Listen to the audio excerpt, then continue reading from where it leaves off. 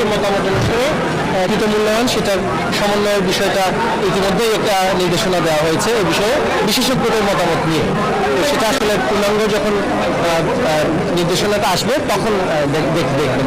তাহলে কি 26 সাল থেকে এই কারিকুলামটা পুরোপুরি সব শ্রেণীর জন্য দ্বাদশ নয়, আমাদের দশম শ্রেণী পর্যন্ত প্রথম যে পরীক্ষাটি হবে সেটা দশম শ্রেণীতে হবে।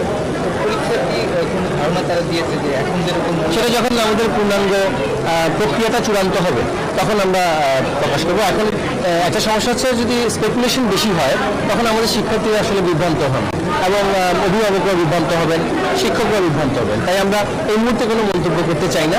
তবে একটা সামষ্টিক মূল্যায়নের যে বিষয়টা আছে এবং কার্যক্রম ভিত্তিক মূল্যায়নের যে বিষয়টা আছে সেগুলোর মধ্যে একটা সমন্বয়ে একটা ভারসাম্য রাখা হয়েছে এবং যেই অনেকগুলো পরীক্ষা ছিল, যেটা আমাদের যে বিভাগ বিষয়ে যে অনেকগুলো বিভাগ ছিল সেটাও কিছুটা পরিবর্তন করা হয়েছে, যেহেতু আমাদের সেটা আমার মাদ্রাসা যেই শিক্ষা তার সাথেও সমন্বয় করতে হবে। তাই এই বিষয়ে এই মুহূর্তে বলাটা খুবই কঠিন বা বলাটা সমীচীন হবে না, কারণ সেটা সুনির্দিষ্ট হওয়ার পরেই আমরা সেই বিষয়টা জনসমক্ষে সেটা প্রকাশ করব।